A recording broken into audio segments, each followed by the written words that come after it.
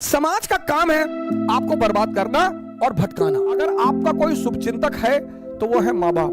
दो तीन लोगों से तो बहुत बच के रहिए जो आपके घर के खिलाफ आपको बताते हैं। आदमी को पहचानना है ना, तो उसको ये देखो कि इसके माँ बाप के प्रति कैसा रवैया है। डेली सुबह उठकर शुक्रिया कहा करो अपने माँ बाप का पैर छूकर। भगवान उतर आए और माँ बाप कहते चला दो गोली तो चला दो।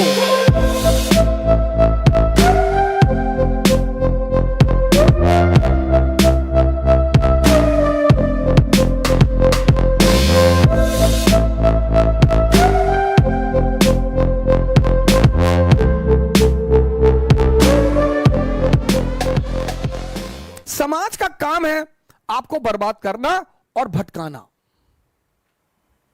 यह समाज का धर्म है। उस समाज में अगर कोई आपको बनाने वाला मिल जाए मां बाप के अतिरिक्त, तो आप बहुत भाग्यशाली हैं। इस दुनिया में अगर आपका कोई शुभचिंतक है तो वो है मां बाप, सबके साथ। लेकिन होता क्या है, वो कठोर होते हैं हमारे प्रति। जो भी शुभचिंतक होगा वो कठोर होगा, जिसको शोषण करना होगा वो मृदु होगा। जैसे पड़ोस की आंटी, उनको कोई काम है, और बेटा बबलू कैसे हो बेटा, दिखाई नहीं पड़े, बेटा हमारा आटा लिया देते चक्की से, लो। अब मां इस तरह से नहीं बोलेगी, मां कहेगी बदतमीज कहां मरा हुआ था। तो अब हम ह्यूमन नेचर है हमारा, तो हमें मां बाप बड़े बुरे लगते हैं। लेकिन सूत्र यही है सर, जो भी आपके प्रति कठोर है वो आपका भला सोचता है, और जो भी आपके प्रति मृदु है, अच्छा बोलता है, आपकी सिर्फ तारीफ करता है, वो आपके शोषण के फिराक में है। किसी की कोई जनरेशन में लोग कहते ना, अरे भैया कमा लिए 7 पुस्त खाएगी। हमने तो ना देखा किसी की 7 पुस्तें खाते हुए। हमने तो उन मां बापों को खुशी देखा है जिनके बच्चे शाम को घर आते हैं, अपने मां बाप के साथ बैठते हैं, अपने मां बाप को घुमाने ले जाते हैं। हमारी श्रीमती जी के मामा है तो अपने मां बाप को साथ में रखते हैं बैंगलोर।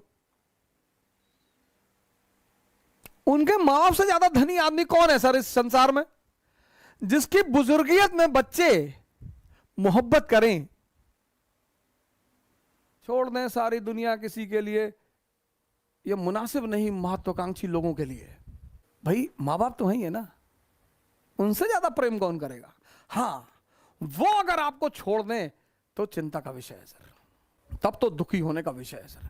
लड़की ने छोड़ दिया, लड़के ने छोड़ दिया, कोई फर्क नहीं पड़ता सर। अगर महत्वाकांक्षा है, अगर आप खुद को बेवकूफ बना रहे हैं, बहुत फर्क पड़ता है सर। किसी भी व्यक्ति का आपके जीवन में होना इस बात पे भी निर्धारित करता है कि उसने आपको राय क्या दी। और 2-3 लोगों से तो बहुत बच के रहिए। एक, जो आपके घर के खिलाफ आपको बताते हैं, तुम्हारी मम्मी को ऐसा नहीं करना चाहिए। अरे मम्मी यार क्यों नहीं करना चाहिए, करना चाहिए। मेरी माता जी तो आज भी मुझे चौराहे पे गाली देके मार देती है। मां है, उसका हक है। आज भी मैं आता हूं बाहर तो कहती कायदे से गाड़ी चलाना, और हवाई जहाज में वो सीट बेल्ट बांध लेना जी, और ज्यादा नेता मत बनना, खिड़की से नीचे मत झांकना जी, खिड़की बंद रहती है। हाँ तो हमें पता है बंद रहती है। मां है सर। 7 महीना मैं रहा ऋषिकेश में सर, मेरा अटेम्प्ट खत्म हो गया, सबने मेरा साथ छोड़ दिया सर, सबने। मैं पैसे 1-1 रुपए के लिए मोहताज हो गया। मेरे एक मित्र हैं, 100 रुपए मांगने पे नहीं दिया उन्होंने सर। लेकिन मेरे पिताजी आते थे ऋषिकेश, मुझे पैसा दे देते। मैं उनसे कहता था मैं अब कुछ करूंगा नहीं, मैं पैसा कमाऊंगा, तुम्हारी बुढ़ापे की गारंटी बनूंगा, मैं कुछ नहीं करूंगा। तो बोले यार हम तुमसे कुछ कहते हैं, लेकिन जब तक मैं जिंदा हूं तब तक मैं आकर तुमको पैसा देता रहूंगा। और सर 7 महीने आते रहे वो ऋषिकेश और मुझे पैसा देते रहे सर। और कभी कभी तो लोगों को भेजते थे मुझसे मिलने के लिए कि जाओ ऐसे कह देना घूमने आए थे, कुछ पैसा दे आना। ये होते हैं माँ बाप। और आज मैं जहां भी हूं, सबसे अहम भूमिका उनकी है सर। श्री माता प्रसाद ओझा पोस्ट ऑफिस में पोस्ट मास्टर रहे, पोस्ट मास्टर से रिटायर हुए वो। और मैं जहां भी हूं सर, जहां भी, वो उन्हीं की देन है। मतलब पहली जो नींव रखी है वो उन्होंने ही रखी है। हमारा प्रिंसिपल परेशान रहता था कि यार तुम्हारा बाप तुमको कुछ कहता ही नहीं, कहते ही नहीं थे सर। प्रिंसिपल के सामने डांट देते थे, जैसे अगर कोई बात होती थी बुलाते थे प्रिंसिपल तो उनके सामने डांट देते थे, बदतमीजी करते हो स्कूल में, नालायक कहेंगे, भागो यहाँ से। फिर कहते थे लड़का है साहब, फिर बाहर निकल के हमसे कहते थे कि पागल है तुम्हारा प्रिंसिपल। तो एक बार क्या हुआ कि फादर प्रिंसिपल ने कहा कि यार इसके बाप को इतनी हम शिकायत करते हैं, ये सुधरता ही नहीं। तो लोगों ने कहा सर आप गलत आदमी को शिकायत करते हो, आप इसकी माँ को बुलाओ सर। तो उन्होंने हमारी माँ को बुलाया, माता जी ने ऑफिस में ही मारना शुरू कर दिया। तो प्रिंसिपल को लगा कि हाँ हाँ यार पहले हम गलत आदमी को बुला रहे थे। वो माँ बाप तो कभी गलत नहीं होते, और जो माँ बाप की बात नहीं मानते वो शैतान है, शैतान। लेकिन हाँ कभी कभी ऐसा होता है कि माँ बाप हमें समझ नहीं पाते, तो लड़ने की क्या जरूरत है सर? माँ बाप से नहीं लड़ा जा सकता सर, कभी नहीं लड़ा जा सकता। माँ बाप से तो कभी लड़ा ही नहीं जा सकता सर, कभी नहीं। कुछ भी हो जाए, भगवान उतर आए और माँ बाप कहते चला दो गोली तो चला दो, फिर इफ एंड बट की जरूरत ही नहीं। यह स्थिति है माँ बाप की। आदमी को पहचानना है ना, तो उसको यह देखो कि इसके माँ बाप के प्रति कैसा रवैया है।